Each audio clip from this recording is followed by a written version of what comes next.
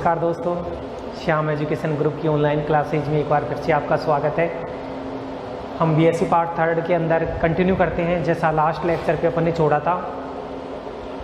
तो दोस्तों अपन एग्जाम्पल्स वगैरह कर रहे थे, उसमें 2-3 एग्जाम्पल हो रहे हैं, उसके बाद में अपनी सेकंड ए है वो कंप्लीट हो जाएगी। तो जो एग्जाम्पल्स अपने हैं उनको अपन कंटिन्यू करते हैं।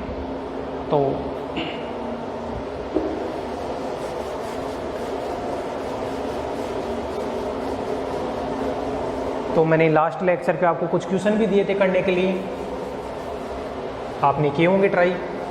आपको अगर कोई भी प्रॉब्लम आए तो अपनी प्रॉब्लम को कमेंट बॉक्स में डाल देना, हम नेक्स्ट लेक्चर में आपकी जो भी प्रॉब्लम है उसका सॉल्यूशन कर देंगे। तो दोस्तों एक क्वेश्चन है, एक एग्जाम्पल है, एग्जाम्पल नंबर 9। क्या है वो? अपने को दिया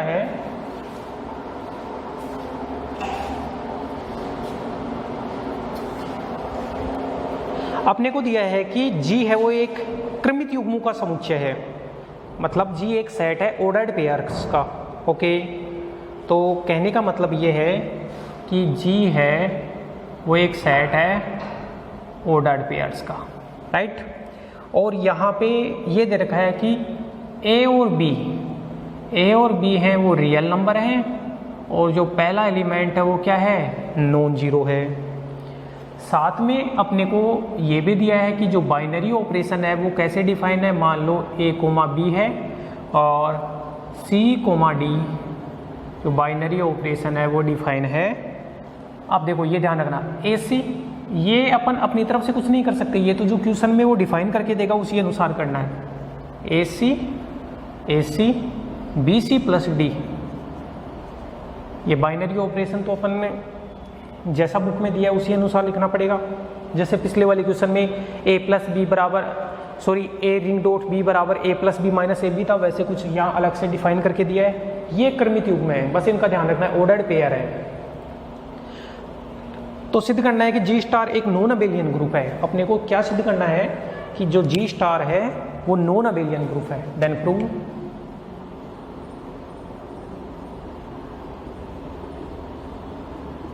G star is a non abelian group. G star है वो नॉन अबेलियन ग्रुप है। तो दोस्तों हम सॉल्यूशन पार्ट में इसके चलते हैं।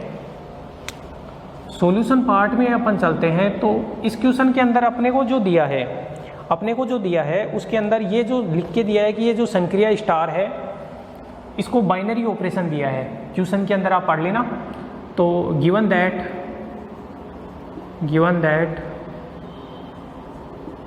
स्टार संक्रिया star operation is a binary operation.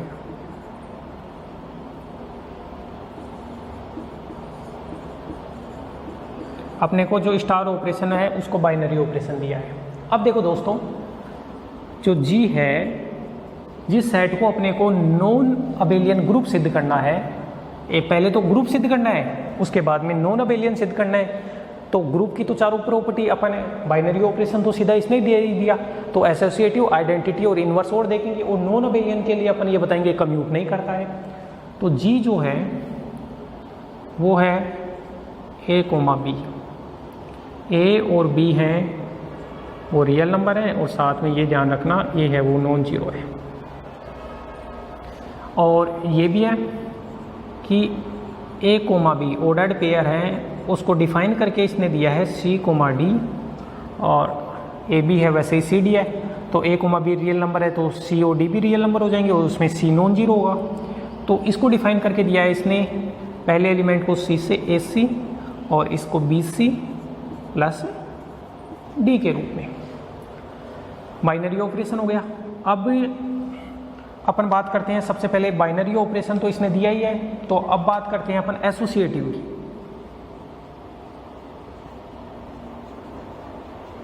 Associative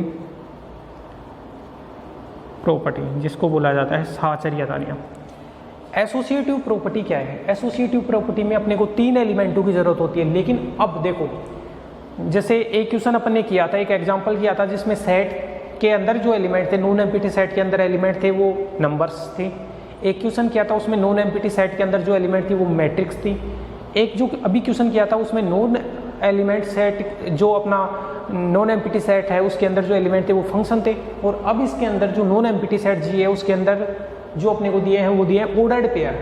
तो एसोसिएटिव प्रॉपर्टी के अंदर अपन करें तो एसोसिएटिव प्रॉपर्टी में अपने को 3 एलिमेंटों की ज़रूरत होती है, और 3 एलिमेंटों की जो ज़रूरत होती है उसमें 3 एलिमेंट क्या मानने पड़ेंगे? तो मानते हैं लेट ए बी मान लो एक को, तो इसी प्रकार के पेयर के रूप में एलिमेंट मानने पड़ेंगे सी डी और ई एफ। ये 3 एलिमेंट हैं जी के। साथ के अंदर ये जी के एलिमेंट है तो साथ में ये कंडीशन वेयर मैं ये बोल सकता हूँ A B C D E F, ये सारे के सारे क्या हैं? रियल नंबर है। उनमें ए सी और जो ई है वो क्या होगा? नॉन जीरो, पहला एलिमेंट नॉन जीरो है।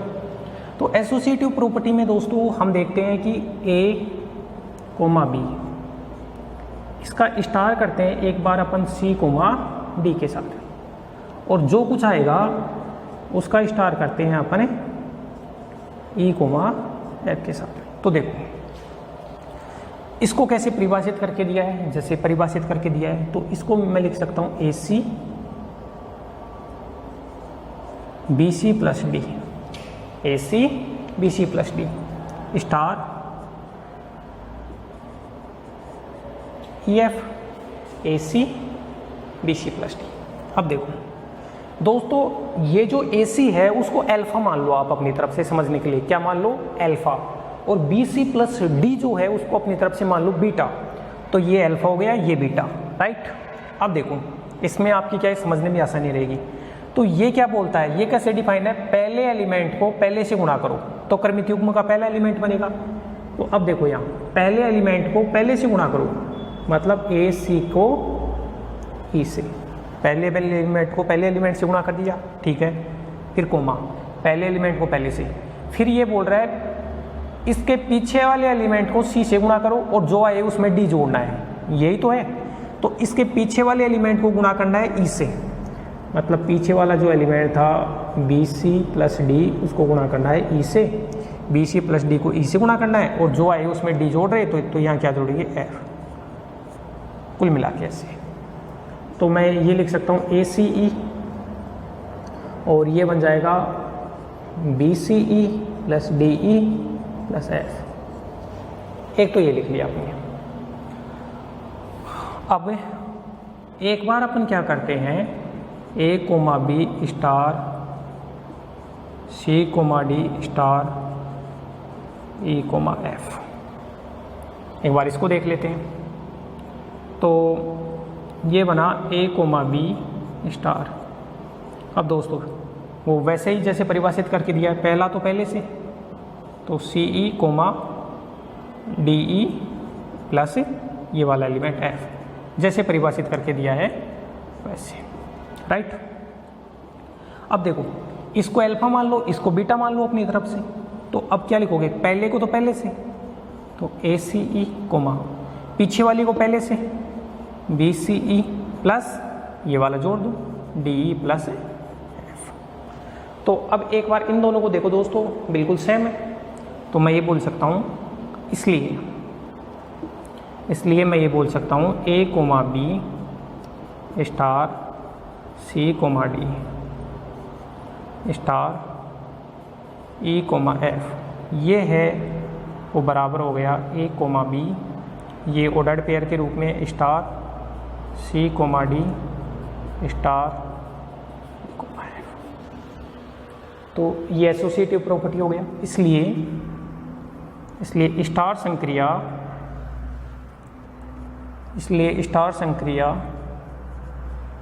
जी में क्या है? सहचार्य, एसोसिएटिव नियम की पालना करती है, या तो ऐसे लिख लो या क्या है? सहचार्य। यह आपके समझ में आ गया होगा एसोसिएटिव प्रॉपर्टी। नेक्स्ट जो प्रॉपर्टी देखते हैं अपन, आइडेंटिटी प्रॉपर्टी।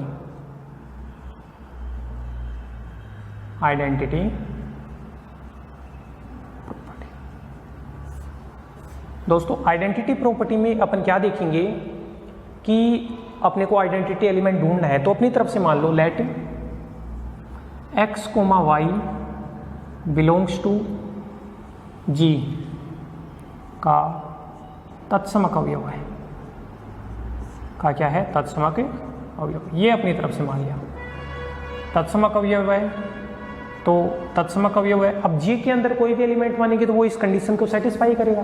तो मैं ये बोल सकता हूँ x और y ये दोनों तो क्या है, रियल नंबर है, और x क्या बनेगा, नॉन जीरो। तत्समक अवयव है, तो तत्समक अवयव की परिभाषा से देन तत्समक अवयव की परिभाषा क्या होती है, देखो आइडेंटिटी को ऑपरेट कराना है किसके साथ में, मान लो a, b ले रहे हो तो a, b के साथ में, तो आना क्या चाहिए, आइडेंटिटी को एलिमेंट के साथ में ऑपरेट करा रहे हैं तो क्या आना चाहिए, एलिमेंट आना चाहिए। चलो अब देखो ये कैसे परिभाषित है, पहला तो अपना क्रमित युग्म का पहला एलिमेंट पहले से गुना हो रहा है, तो x a y a plus b equal to a, b। अब दोस्तों दो क्रमित युग्म बराबर कब होते हैं, दो क्रमित युग्म जब बराबर होते हैं तो उनका पहला एलिमेंट बराबर होता है, दूसरा एलिमेंट बराबर होता है। तो मैं यहाँ से ये बोल सकता हूँ x a तो है, x a तो किसके बराबर है, a के बराबर, और y a प्लस b किसके बराबर है, b के बराबर। तो यहाँ से x का जो मान निकल के आया वो तो 1 निकल के आया, और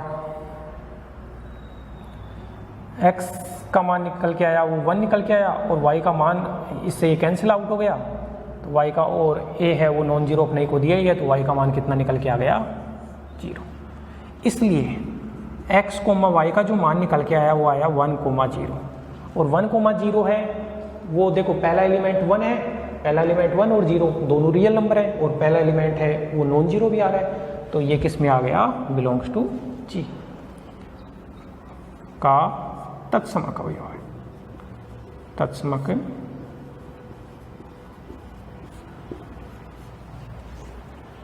आइडेंटिटी हो गया, ये क्लोजर अपने को दिया था, एसोसिएटिव हो गया, आइडेंटिटी हो गया। अब दोस्तों हम इनवर्स की बात करते हैं, तो इनवर्स के अंदर मैं एक बार हटा रहा हूं इसको,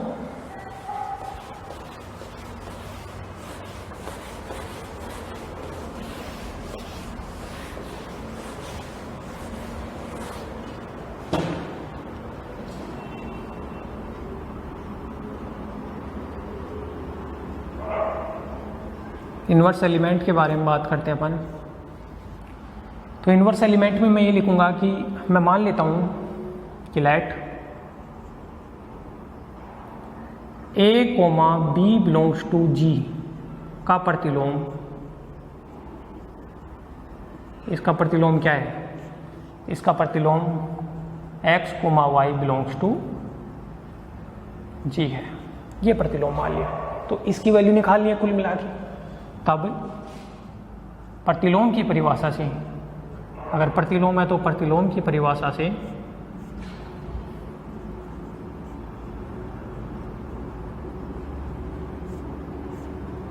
प्रतिलोम की जो परिभाषा होती है वो क्या होती है, देखो दोस्तों x, y इसको ऑपरेट करोगे आप a, b के साथ में, तो बताओ आना क्या चाहिए, आइडेंटिटी आना चाहिए। और आइडेंटिटी अपन ने पहले कितना निकाल लिया, 1, 0। आप इसको आगे और इसको पीछे भी लिख सकते हैं, कोई दिक्कत नहीं है। अब स्टार संक्रिया किस प्रकार से परिभाषित करके दी है अपने को, पहला एलिमेंट पहले से गुणा होता है x a, ये बना y a प्लस b, ये किसके बराबर है, 1, 0 के बराबर है। अब अभी जैसे अपन ने यहाँ पे किया था कि ये यहाँ पे कि दो ऑर्डर्ड पेयर जब बराबर होते हैं तो उनका पहला एलिमेंट बराबर होता है, पहला एलिमेंट पहले के बराबर होता है और दूसरा एलिमेंट दूसरे के बराबर होता है। तो मैं यहाँ से ये लिख सकता हूँ कि जो x a है वो तो बराबर है 1 के, और y a प्लस b बराबर है वो 0 के। तो दोस्तों यहाँ से जो x का मान निकल के आया वो तो 1/a निकल के आया, और y का मान निकल के आया वो -b/a निकल के आया, और a का मान क्या है, नॉन जीरो, ये अपने को क्वेश्चन में दिया है। क्योंकि x नॉट इक्वल टू 0 के लिए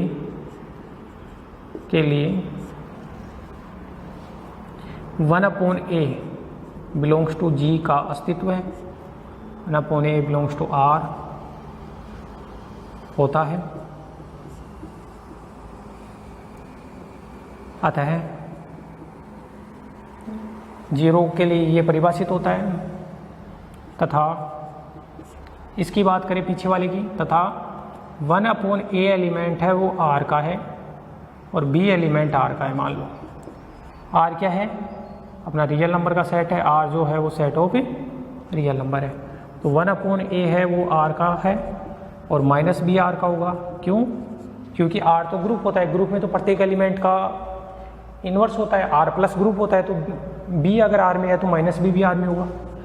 और समवर्ता अगर लगाए तो -b/a भी किस में होगा, R में होगा।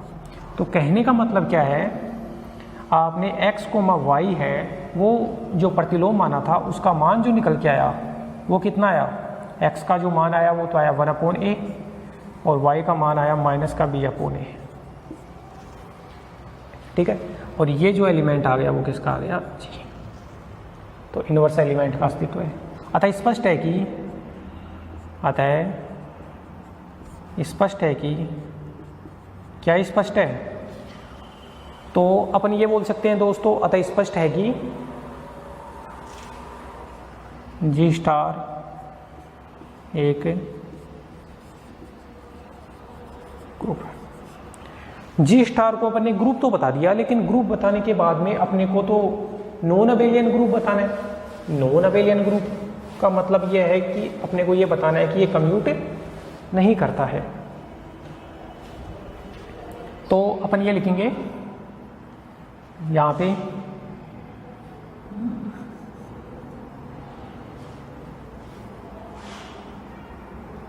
क्योंकि a, b जैसे अपन ने g का मान लिया, ठीक है, और c, d ये भी किसका मान लिया, g का। अब a रिंग सम b को परिभाषित a, b star c, d को परिभाषित किया है इसने AC BC प्लस D के रूप में। अगर आप C, D को एक बार आगे कर लो एंड C, D को आगे कर लो और A, B को पीछे करो, तो देखो क्या लिखोगे आप, CA अब C को A से, अब DA इस एलिमेंट को इससे DA और जोड़ेगा क्या, प्लस B।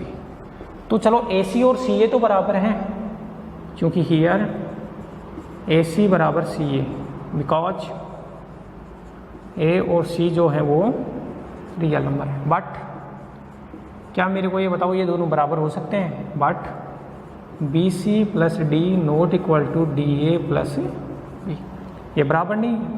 बराबर नहीं है तो मैं ऐसे बोल सकता हूँ कि A, B star C, D ये बराबर नहीं है किसके, C, D star A, B के। अतः स्पष्ट है कि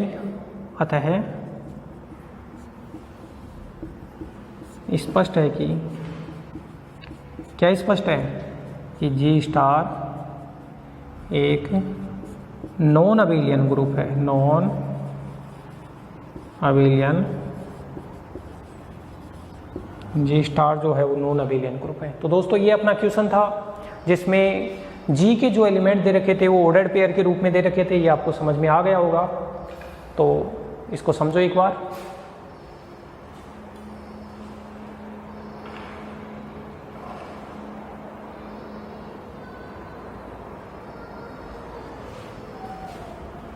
नेक्स्ट एक एग्जाम्पल दोस्तों पिछले लेक्चर में मैंने छोड़ा था, एग्जाम्पल था एग्जाम्पल नंबर 5, तो मैं हटा देता हूँ इसको।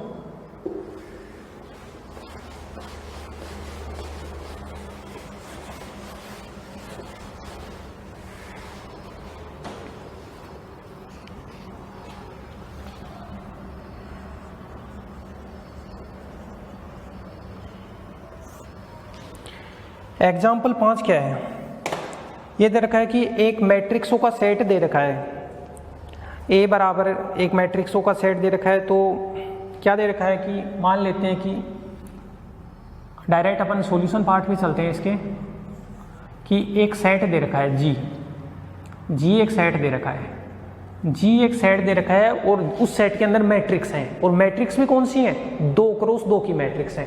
जैसे मान लो G के अंदर A अल्फा है, अल्फा तो सफिक्स है, तो A अल्फा है और A अल्फा बराबर, अल्फा तो डिनोट करने का तरीका है, और ये ए अल्फा को दे रखा है, जो मैट्रिक्स दे रखी है वो दे रखी है कोस अल्फा माइनस साइन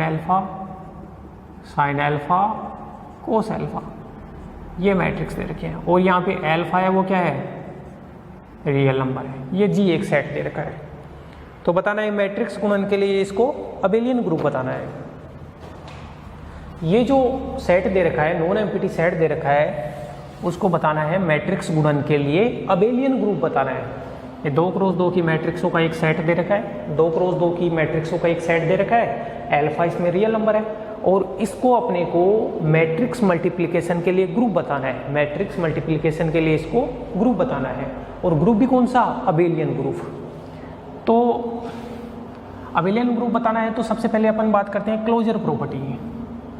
सबसे पहले अपन बात करते हैं क्लोजर प्रॉपर्टी बोल दो चाहे बाइनरी ऑपरेशन, एक ही बात है। क्लोजर प्रॉपर्टी बोल दो चाहे बाइनरी ऑपरेशन। तो क्लोजर प्रॉपर्टी की अपन बात करें। अब क्लोजर प्रॉपर्टी में क्या होगा कि आपने दो एलिमेंट ले लिए, जैसे एक तो ए अल्फा ले लो, ए अल्फा, ऐसे ही ए बीटा बना लो, और दोनों को मैट्रिक्स मल्टीप्लिकेशन अपना ऑपरेशन है, तो दोनों को गुणा करो, और गुणा करने के बाद में जो एलिमेंट बन के आना चाहिए वो भी किसका एलिमेंट बन के आना चाहिए, जी का एलिमेंट बन के आना चाहिए। अगर आपने ए अल्फा ले लिया, ए बीटा ले लिया, उनको मल्टीप्लाई किया तो जो एलिमेंट बन के आया वो जी का एलिमेंट बन के आया, तो इसका मतलब ये होगा कि यहाँ पे अपनी क्लोजर प्रॉपर्टी सेटिस्फाई हो रही है। तो मान लेते हैं ए अल्फा तो क्या है, cos alpha minus sine alpha cos alpha, और यहाँ अल्फा है वो क्या है, रियल नंबर है। और एक एलिमेंट की और ज़रूरत होगी, ए बीटा को अपन ये लिख सकते हैं cos beta sine beta minus sine beta cos beta, और यहाँ पे जो बीटा एलिमेंट है वो भी क्या है, बीटा है वो रियल नंबर है। तो आप मैट्रिक्स मल्टीप्लिकेशन के लिए ए अल्फा डॉट ए बीटा करो, आप ए अल्फा डॉट ए बीटा करो तो वो किसका एलिमेंट बनना चाहिए, वो भी जी का बनना चाहिए। तो A alpha dot A beta किया तो cos alpha minus sine alpha cos alpha, ये तो A alpha dot A beta cos beta minus sine beta cos beta, इनको गुणा किया। तो गुणा कैसे करते हैं दोस्तों, इसको इससे प्लस इसको इससे, तो इसको इससे करो, cos alpha cos beta minus इसको इससे किया तो साइन अल्फा साइन बीटा, इसको इससे माइनस का cos alpha sign beta minus का साइन अल्फा कोस बीटा, इसको इससे sign alpha cos beta plus cos alpha sign beta, इसको इससे माइनस का sine alpha sign beta plus का कोस अल्फा कोस बीटा। अब आप ये फॉर्मूला जानते होगे, cos alpha cos beta sine alpha sign beta, तो इसको मैं ये लिख सकता हूँ कोस अल्फा प्लस बीटा। कोस ए प्लस बी का फॉर्मूला होता है वो होता है कोस ए कोस बी माइनस साइन ए साइन बी। अगर मैं यहाँ से माइनस कॉमन ले लूँ तो ये बनेगा साइन बीटा प्लस अल्फा लिख लो, चाहे अल्फा प्लस बीटा, एक ही बात है, तो अल्फा प्लस बीटा, क्योंकि अल्फा प्लस बीटा और बीटा प्लस अल्फा में कोई इफेक्ट नहीं होगा, क्योंकि अल्फा और बीटा दो रियल नंबर है। अब रियल नंबर में चाहे अल्फा प्लस बीटा करो चाहे बीटा प्लस अल्फा, तो ये फॉर्मूला ये फॉर्मूला बना साइन अल्फा प्लस बीटा, और ये फॉर्मूला बना, इसको आगे ले लो इसको पीछे, तो ये बना कॉस अल्फा प्लस बीटा, ये बना।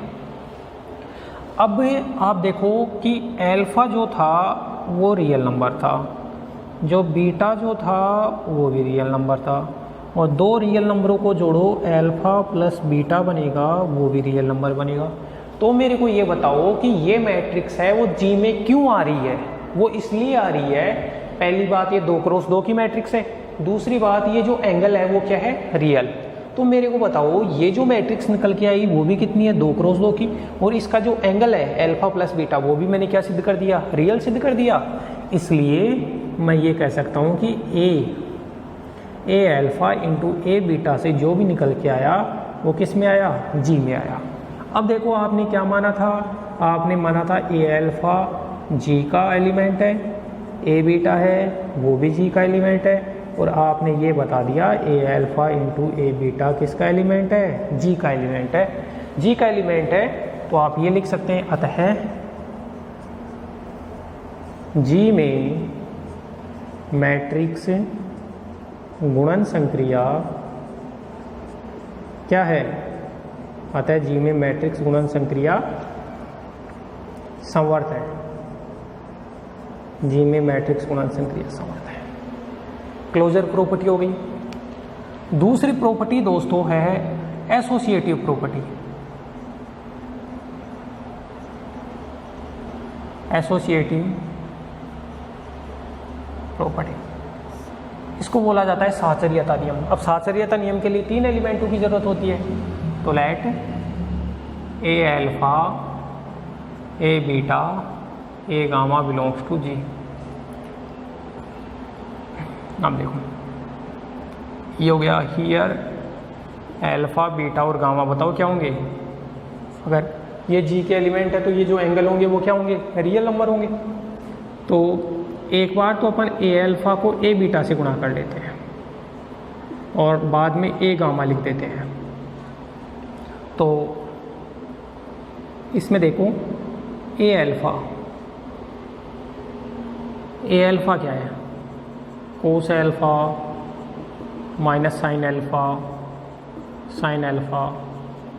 कोस A alpha cos beta minus sine beta cos beta. एक बार इन दोनों को गुणा कर लेते हैं और फिर बाद में डॉट बार अपने को लगाना पड़ेगा, cos gamma minus sign gamma cos gamma. तो इसको गुणा किया दोस्तों तो ये जो बना, अब देखो ये गुणा अपन बार बार ऐसे नहीं करेंगे, इसको इससे गुणा किया था तो ये बना था, इसको डायरेक्ट यूज़ कर लेते हैं। तो cos alpha plus beta minus का sine alpha plus beta sine alpha plus beta cos alpha plus beta. तो प्रैक्टिस करनी है अपने को ज़्यादा से ज़्यादा। इन वीडियोज़ का सॉल्यूशन आपको हमेशा आपके पास रहेगा, तो जब भी आपकी इच्छा हो तब आप देख सकते हैं इनको। कोस गामा इन ऐसे नहीं है कि मैं ही करता रहूँ, आपको भी करनी है। साइन गामा, क्योंकि मेरी तो प्रैक्टिस है, बहुत सारी क्वेश्चन मैंने कर लिए और आपकी प्रैक्टिस नहीं है, आप पहली बार इनको कर रहे हो।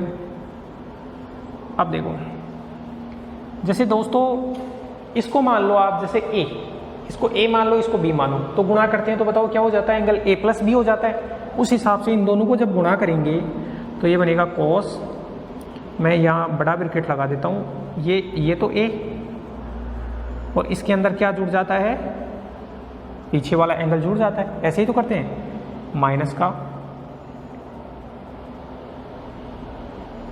यहाँ इसको हटा दो, इसको केवल इतना ही लिख दो, कोई दिक्कत नहीं है, समझ जाएंगे। माइनस साइन और इसके साथ में साइन के साथ में या मजला ब्रैकेट लगा दो, साइन के साथ में यहाँ alpha plus beta plus gamma, फिर यहाँ sign alpha plus beta plus gamma, और यहाँ cos alpha plus beta plus gamma. अब दोस्तों एक चीज़ देखो आप, अल्फा बीटा और गामा है वो तीनों के तीनों क्या हैं, रियल नंबर है। तो मेरे को बताओ रियल नंबर हैं वो तो हमेशा क्या करते हैं, एसोसिएटिव होते हैं। तो आप alpha plus beta plus gamma करो, चाहे आप alpha plus beta plus gamma करो, कोई दिक्कत नहीं है। तो फिर इस चीज़ को मैं ऐसे भी तो लिख सकता हूँ कि कॉस एल्फा को बाहर निकाल लिया, आपकी बार बीटा प्लस गामा कर दिया। साइन एल्फा को बाहर निकाल लिया, बीटा प्लस गामा कर दिया। यहाँ से माइनस का साइन है, एल्फा को बाहर निकाल लिया, बीटा प्लस गामा कर दिया मैंने।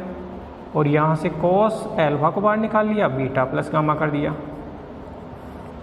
तो जब आप इसको खोलोगे तो वापस लास्ट में अपनी जो स्टेप बनेगी वो बनेगी कॉस एल्फा माइनस का sine alpha, sine alpha cos alpha, ये तो बाहर आएगा।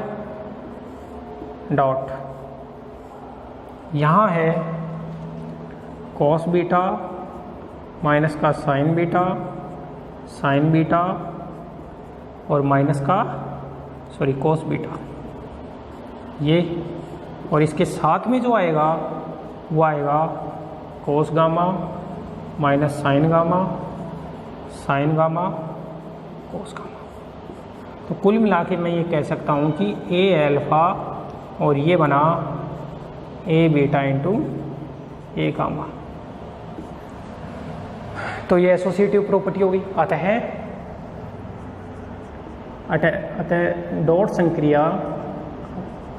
डॉट संक्रिया जी में क्या है, सहचारी है। जी में क्या है, सहचारी है।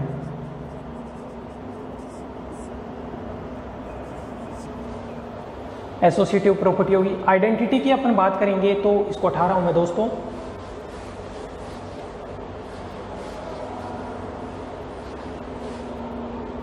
तो तीसरा है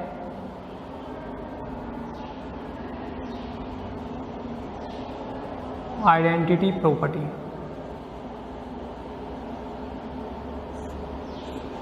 आइडेंटिटी प्रॉपर्टी के अंदर अपन क्या देखते हैं, आप इसको देख लेना एक बार वीडियो को पॉज करके। आइडेंटिटी प्रॉपर्टी में क्या है, देखो आइडेंटिटी प्रॉपर्टी में मैं ये बोल सकता हूँ कि चूंकि जो जीरो होता है वो रियल नंबर होता है,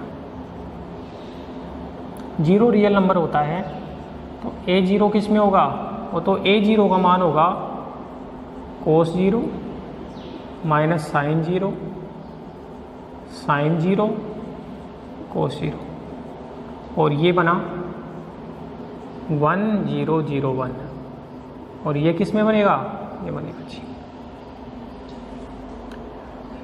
क्योंकि ए जीरो को आप ए अल्फा से गुणा करो, ए जीरो को ए अल्फा से गुणा करोगे तो ए, अब क्या होता है ये एंगल जुड़ जाते हैं, 0 प्लस अल्फा और इसको ए अल्फा,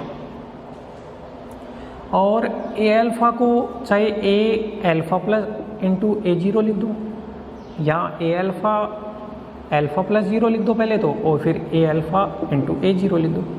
कहने का मतलब ये है आपने ए जीरो को ए अल्फा से किया तो ए अल्फा आया, और इसको A alpha into A zero लिख दो। इसका मतलब क्या हो गया, अतः A alpha belongs to A zero, और ए जीरो का मान कितना है, वैसे अपने को पता भी है कि भाई तत्समक अवयव होगा वो एक तत्समक मैट्रिक्स होगा, और 2 क्रॉस 2 का है तो तत्समक मैट्रिक्स 1 0 0 1 होगा। ए जीरो बराबर 1 0 0 1 बिलोंग्स टू जी का, जी की आइडेंटिटी मैट्रिक्स है।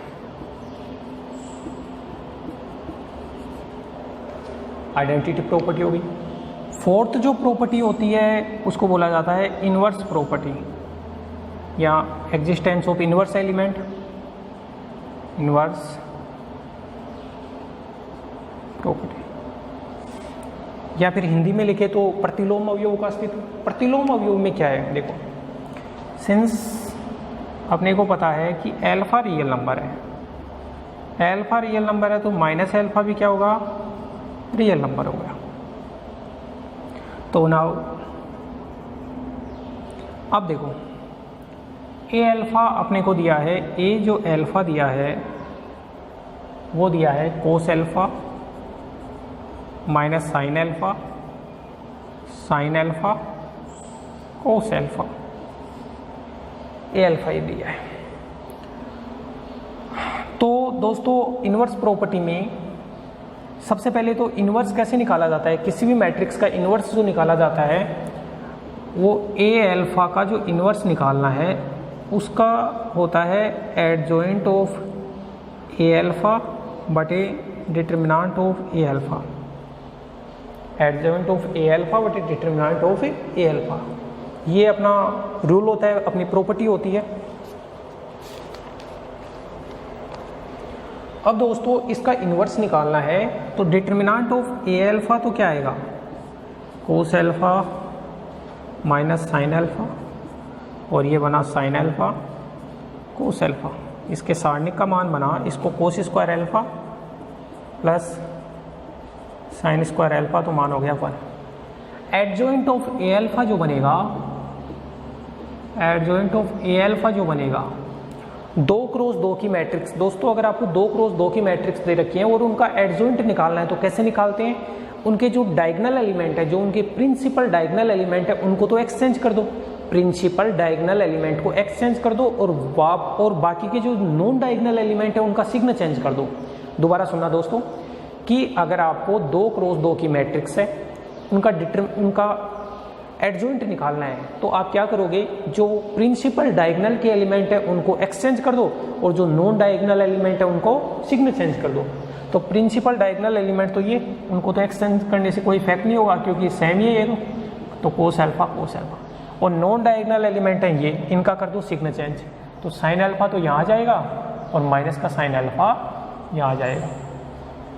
ये हो गया। तो नाउ ए अल्फ़ा का जो इन्वर्स है तो डिटर्मिनेंट तो 1 हो गया तो भाग देने का कोई इफेक्ट नहीं होगा। तो कहने का मतलब cos alpha sine alpha minus sine alpha cos alpha. दोस्तों एक बार ध्यान से देखना, इसको मैं ऐसे लिख सकता हूँ क्या, cos minus alpha sine minus alpha minus sine minus alpha और कोस माइनस अल्फ़ा, क्योंकि ये माइनस माइनस प्लस हो जाएगा और ये माइनस बाहर निकल जाएगा। तो फिर ये क्या हुआ, इस पूरे को a माइनस अल्फ़ा बोल सकता हूँ और माइनस अल्फ़ा रियल नंबर है तो बताओ a माइनस अल्फ़ा हो जाएगा वो किस में हो जाएगा, g में। इसका मतलब आपने a अल्फ़ा जो g का एलिमेंट लिया था उसका इन्वर्स निकला, वो भी g में निकला। इसलिए a अल्फ़ा आपने g का एलिमेंट लिया था तो फॉर ऑल a अल्फ़ा, तो आपने a अल्फ़ा का इन्वर्स बता दिया, वो किस में बता दिया, g में। अतः जी डॉट, डॉट क्या है, मैट्रिक्स गुणन संक्रिया, एक है ग्रुप है। ग्रुप हो गया तो अपने को तो अबेलियन ग्रुप बताना था, तो एक 5th प्रॉपर्टी और है अपनी, वो है कम्यूटेटिव प्रॉपर्टी। कम्यूटेटिव प्रॉपर्टी दोस्तों, कम्यूटेटिव प्रॉपर्टी जो है उसमें अपने को 2 एलिमेंट मानने पड़ेंगे। तो मैं मान लेता हूँ लेट ए अल्फ़ा और ए बीटा, ये 2 एलिमेंट हैं जी के एलिमेंट हैं। तो ये भी होगा कि अल्फ़ा और बीटा हैं वो दोनों क्या होंगे, रियल नंबर होंगे। तो ए अल्फ़ा को आपने ए बीटा से गुणा किया, तो गुणा करके देख रहे थे ए अल्फ़ा प्लस बीटा बन रहा था, और ए अल्फ़ा प्लस बीटा, अल्फ़ा और बीटा रियल नंबर है तो अल्फ़ा प्लस बीटा करो, चाहे बीटा प्लस अल्फ़ा करो, तो इसको A beta dot A alpha commutative property होगी। तो ये सारा मैंने बता दिया 5 प्रॉपर्टी दोस्तों। इसके बाद में आपको लिखना है, उपरोक्त से स्पष्ट है कि अपना दिया गया जो नॉन एम्प्टी सेट जी है वो मैट्रिक्स मल्टीप्लिकेशन के साथ में एक अबेलियन ग्रुप बनाता है, ये अपने को लिखना है लास्ट में।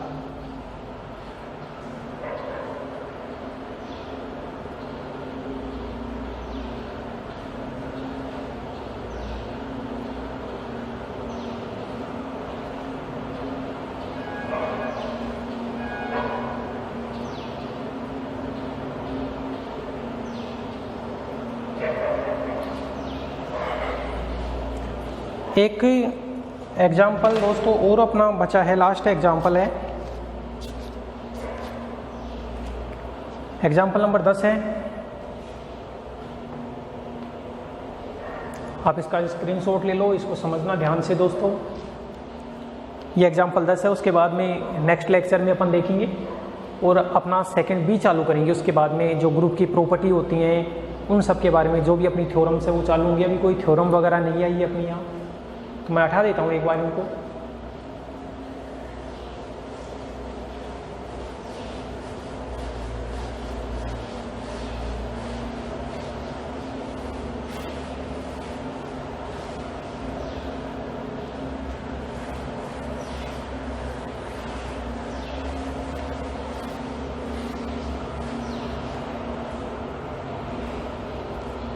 क्वेश्चन एग्जाम्पल नंबर 10 है।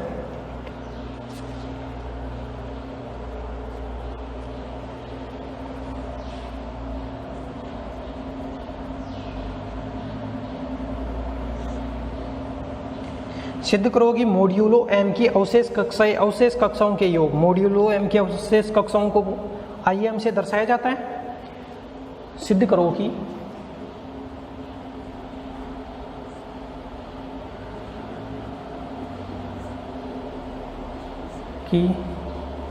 मॉड्यूलो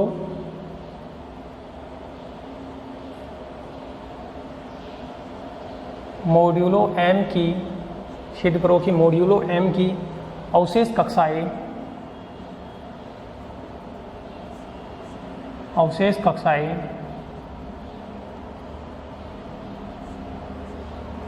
अवशेष कक्षाओं के योग के सापेक्ष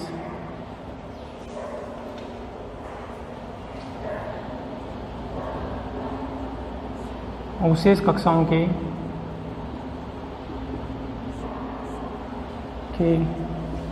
योग के सापेक्ष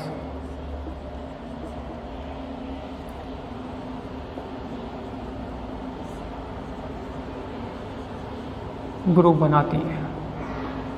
अब ये थोड़ा सा आपको लैंग्वेज के अंदर प्रॉब्लम हो सकती है कि अवशेष कक्षाएं वगैरह क्या आ गई। दोस्तों ये क्वेश्चन करने के लिए अपने को ZM के बारे में ध्यान रखना है। किसके बारे में? ZM के बारे में।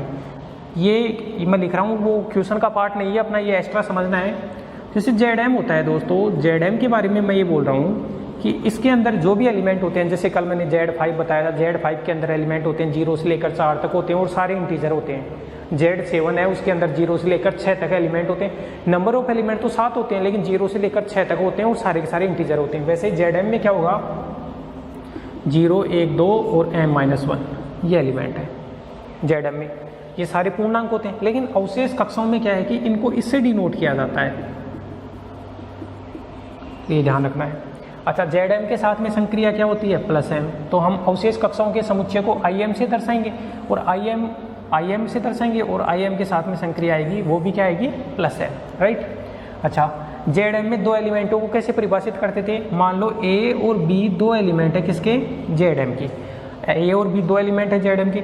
अगर मान लो A प्लस M B किया आपने, A प्लस M B, और इसका मान अगर M से छोटा आया तो इसकी जगह A प्लस B लिख देते हैं, और अगर A प्लस M B किया, इसका मान M या M से ज़्यादा आ गया तो A plus B minus M कर देते हैं। होता है। अच्छा, तो वैसे ही अपन इस क्वेश्चन के अंदर देखेंगे। अच्छा, इसमें जैसे दोस्तों मान लो कि एक बार समझना आप, जैसे Z7 + 7 है, तो Z7 के अंदर जो एलिमेंट होंगे वो होंगे 0, 1, 2, 3, 4, 5, 6। अपने को करना है 5 + 7 6, दो एलिमेंट उठा लिए इसके। तो आप क्या लिखोगे? आप इसको लिखोगे, सुनना, A, अगर मान लो A + M B करने से M या M से ज़्यादा आ रहा है तो A + M B को आप ऐसे लिख सकते हो NQ + R टाइप से, NQ + R टाइप से, या NM + R टाइप से। अगर M है तो NM + R टाइप से। या मान लो अगर आप N को इंटीजर मानते हो या Q को इंटीजर मानते हो तो QM + R मान लो। क्या मतलब है इसका? इसका ये मतलब है 6 और 5 11, 11 जो बनी, इस 11 को आप क्या लिख रहे हो? क्यों तो है, वो है इंटीजर, तो आप इसको इस हिसाब से 6 और 5 11, 11 को आप ये लिख सकते हो 1 × 7 + 4, 1 × 7 + 4। तो ये जो आर जो रिमाइंडर आया, आर जो शेषफल आ रहा है, आर जो रिमाइंडर आ रहा है, उसका मान हमेशा 0 या 0 से बड़ा हो सकता है, लेकिन m से क्या होता है, छोटा, क्योंकि जो शेषफल होता है उसका मान भागफल से क्या होता है, हमेशा छोटा। अब दोस्तों ये 1 + 7, अच्छा तो ये m का मान तो 7 के बराबर आ गया, और 1 क्या है, 1 के बाद एक बार इसका भाग चला गया, तो इस चीज़ को a + mb को qm + r के रूप में लिखा जाता है। q तो क्या है कि कितनी बार भाग जा रहा है पूरा पूरा, वो तो q है, अच्छा, और ये r क्या है, शेषफल, शेषफल का मान मैंने बता ही दिया, हमेशा जो भाग देते हैं उससे छोटा होता है। तो ऐसा ही क्वेश्चन है, इसके ऊपर अपन करते हैं। तो ये क्वेश्चन करते हैं दोस्तों, सॉल्यूशन पार्ट पे अपन चलते हैं। तो अभी मैंने जो सारी चीज़ बताई है वो आएंगी इसमें। तो माना कि अवशेष कक्षाओं का समुच्चय IM है, जहाँ IM जो है, IM तो इसमें ध्यान रखना एलिमेंटों कैसे दर्शाते हैं, 0, अवशेष कक्षाओं को दर्शाने का तरीका है ये 1 2 3, और कहाँ तक चलेंगी बताओ ये IM में, m-1 तक। अब IM का ये क्वेश्चन है, इसके अंदर जो संक्रिया है, संक्रिया जो है वो क्या है, अवशेष कक्षाओं की, अवशेष कक्षाओं की योग संक्रिया। अब संक्रिया जो है वो अवशेष कक्षाओं की योग संक्रिया है, जिसको अपन +m से दर्शाएंगे, राइट। IM में अवशेष कक्षाओं की योग संक्रिया है, और योग संक्रिया को किससे दर्शाएंगे अपन, +m से दर्शा दो, या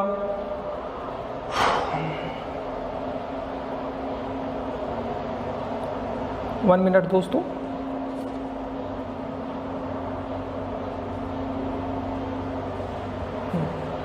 तो अब देखो, अब अपने को ग्रुप सिद्ध करना है, तो ग्रुप सिद्ध करने के लिए वही अपनी 4 प्रॉपर्टी। तो पहला जो है वो है क्लोजर प्रॉपर्टी, ज़्यादा मुश्किल नहीं है, थोड़ा ध्यान से समझना। क्लोजर प्रॉपर्टी, क्लोजर प्रॉपर्टी में क्या करना है कि ये नॉन एम्प्टी सेट लिया है, इसके कोई भी 2 एलिमेंट है, कोई भी 2 एलिमेंट है, उनको उठाओ, उनके अंदर ये संक्रिया लगाओ, तो वापस इसी का एलिमेंट आना चाहिए। तो मान लेते हैं लेट, एक तो मान लो x और एक मान लो y, एक तो मान लो x और एक मान लो y, ये IM की 2 क्लासेज है। अब मॉड्यूलो M की अवशेष कक्षाओं की योग संक्रिया, अब नॉर्मल योग संक्रिया है, उसको आप प्लस से भी दर्शा दो, चाहे +m से दर्शा दो, कोई फर्क नहीं है, +m से दर्शा दो। अब देखो दोस्तों, अगर आप ये कर रहे हो, इफ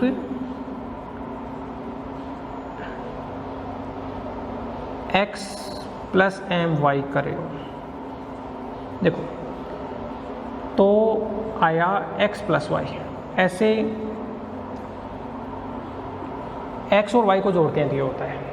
ये कब होता है, ये तब होता है जब ये जोड़ने से आया है x + y, इसका मान किससे छोटा हो, m से, तब तो ये अपना ऐसे जुड़ता है।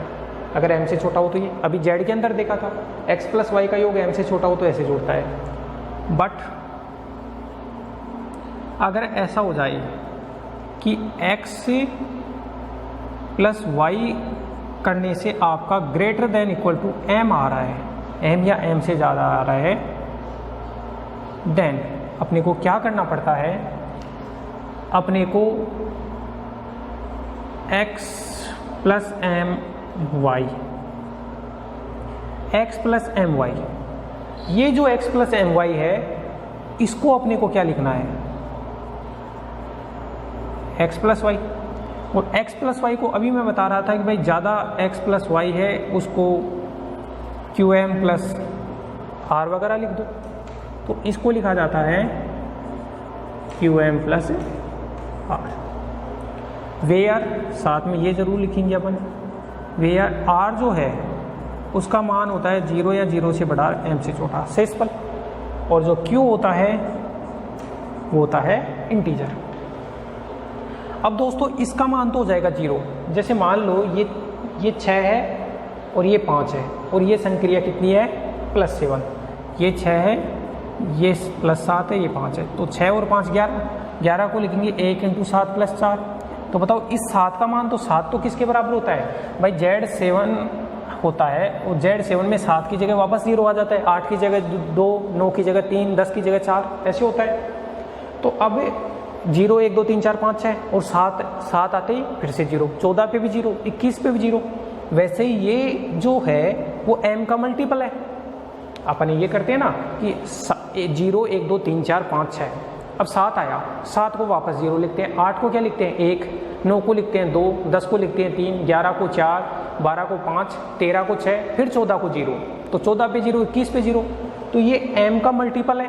तो ये तो कितना होता है 0, और ये बचा r। और बताओ ये r है वो m से छोटा है, r है m से छोटा है, तो r बताओ किस में आएगा, r किस में आएगा im में, और ये बिलोंग करता है im। तो कुल मिला के ये हो गया कि अगर x + y का मान <m है तो भी im में आ रहा था, और > m है तो भी किस में आ रहा था im में। तो मैं ये कह सकता हूँ अतः im में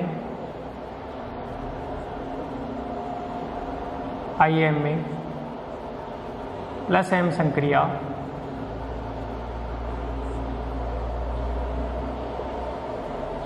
समझ।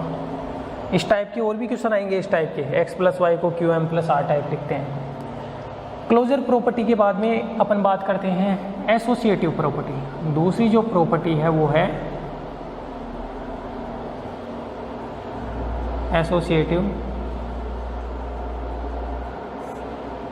प्रॉपर्टी। दोस्तों एसोसिएटिव प्रॉपर्टी में अपने को 3 क्लासें माननी पड़ेंगी, लेट x y और z। तो ये तो नॉर्मल सा है।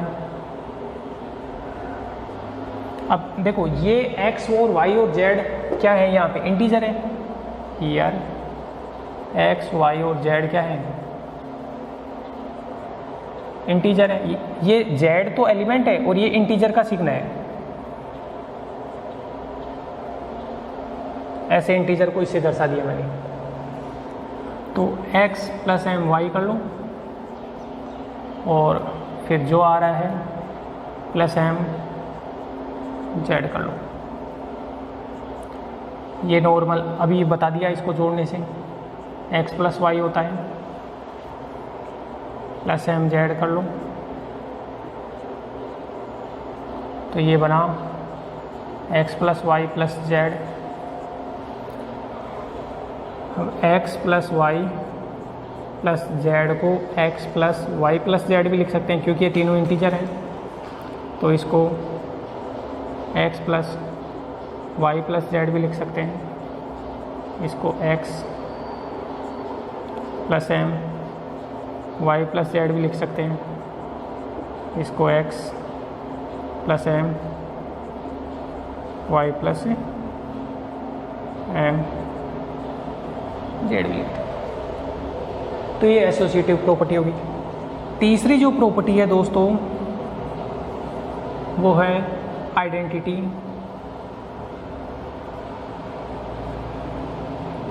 प्रॉपर्टी। आइडेंटिटी प्रॉपर्टी तो यहाँ से दिख रहा है, जैसे Zm है उसका आइडेंटिटी एलिमेंट 0 होता है, वैसे ही Im का आइडेंटिटी क्या होगा, Im का आइडेंटिटी कितना होगा 0। तो हियर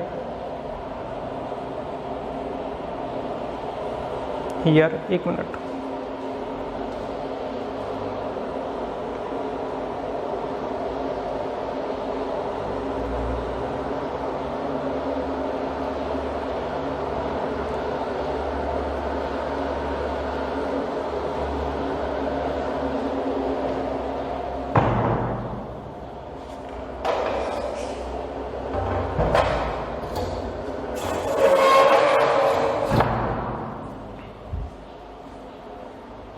हाँ तो दोस्तों सॉरी थोड़ी आवाज़ आ रही थी तो उसको बंद करके आए। तो यहाँ पे हियर 0 बिलोंग्स टू IM। ये एलिमेंट इस प्रकार से है सच दैट कि आप 0 को प्लस m करके मान लो x में जोड़ रहे हो, तो ये क्या आएगा, x आएगा। इसको आप लिखोगे 0 + x और इसको लिखोगे x और इसको फिर लिख दोगे x + f0। तो ये जो 0 एलिमेंट है उसको किसी में भी जोड़ने से इफेक्ट नहीं हो रहा। इसका मतलब 0 है वो IM का क्या है, 0 एलिमेंट को किसी भी एलिमेंट पे जोड़ने से इफेक्ट नहीं हो रहा। इसका मतलब 0 एलिमेंट है वो IM का क्या है, आइडेंटिटी एलिमेंट। इसलिए ये आइडेंटिटी क्लास है 0 बिलोंग्स टू IM का आइडेंटिटी एलिमेंट है। अब इनवर्स की बात करते हैं दोस्तों।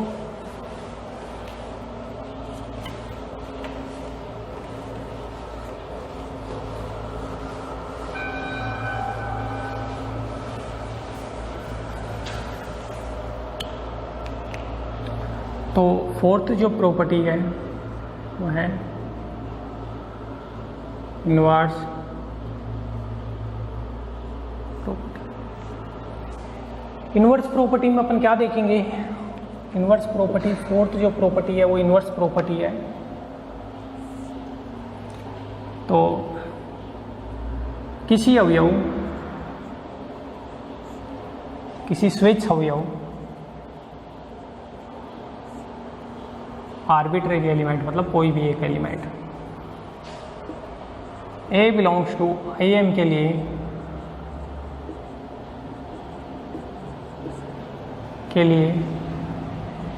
M - A belongs to IM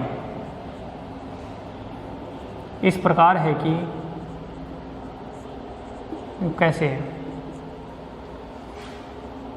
A है उसको प्लस M किया M - A से, तो क्या करते हैं, जोड़ते हैं दोनों को, A + M - A, तो ये बना M और M को किसके बराबर लिखा जाता है, 0 के बराबर। तो A एलिमेंट IM का है, इसका मतलब 0 से बड़ा है A और M से छोटा है। देन जो M - A होगा वो क्या है, M या M से छोटा। A एलिमेंट को 0 से बड़ा लेना है, क्योंकि 0 का इन्वर्स तो एग्जिस्ट करता है। 0 तो आइडेंटिटी एलिमेंट है, तो वो तो खुद का खुद एलिमेंट उसका खुद का खुद प्रतिलोम हो जाएगा। बाकी 0 के आगे के जितने भी एलिमेंट हैं उनका इन्वर्स की बात करें तो ये M - A हो जाएगा, वो लेस देन M हो जाएगा। और 0 हो गया, और 0 किस में, IM में बिलोंग करेगा। इसलिए तो इसका मतलब A एलिमेंट IM का लिया था, उसके लिए ये प्रतिलोम निकल के आ गया M - A। तो A को M - A में जोड़ने से आइडेंटिटी आ रहा है, इसका मतलब इसका प्रतिलोम ये हो गया और इसका प्रतिलोम ये हो गया। इसलिए IM में प्रत्येक अवयव का प्रतिलोम भी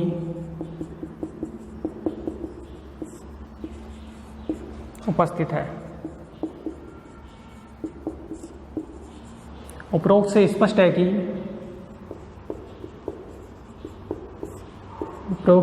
है कि अब जो लाइन अपने को दी थी, अवशेष कक्षाओं का समुच्चय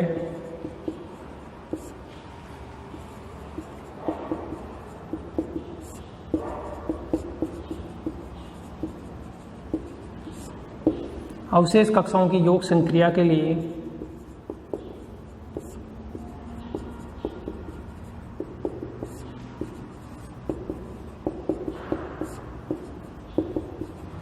अवशेष कक्षाओं का समुच्चय अवशेष कक्षाओं की योग संक्रिया के लिए एक ग्रुप बनाता है। अब ये ग्रुप होगा वो अबेलियन ग्रुप भी होगा। तो जो फिफ्थ प्रॉपर्टी जो है, वैसे इसमें क्वेश्चन में पूछा तो नहीं, अपन नोट बना के लिख लेते हैं इसको। अगर पूछे तो अपन ये भी कर सकते हैं, abelian commutative property. Commutative property. तो दोस्तों कम्यूटेटिव प्रॉपर्टी के अंदर क्या है,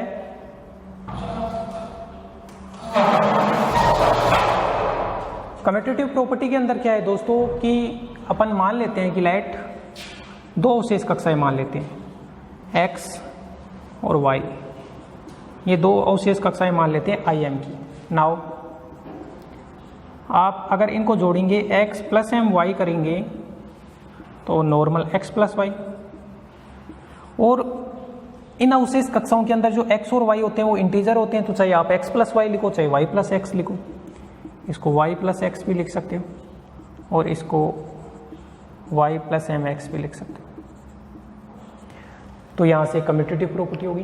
तो दोस्तों इसका मतलब अवशेष कक्षाओं का जो समुच्चय है वो अवशेष कक्षाओं की योग संक्रिया के लिए अबेलियन ग्रुप बनाता है। अबेलियन की कंडीशन अगर आपको एग्जाम में पूछे तो ही करना है आपको, वरना ये अबेलियन की कंडीशन नहीं करना है। तो दोस्तों 1 पॉइंट ये सेकंड ए अपनी कंप्लीट हो चुकी है। अब सेकंड बी के अंदर अपन चलेंगे, उसके अंदर आप जो भी क्वेश्चन है वो करो, जो प्रॉब्लम आती है वो बताओ, कमेंट बॉक्स में अपनी प्रॉब्लम डालना। अब आगे अपनी जो भी थ्योरम्स हैं वहाँ से करते हैं। तो अब जो पार्ट चलेगा वो इम्पोर्टेंट पार्ट चलेगा।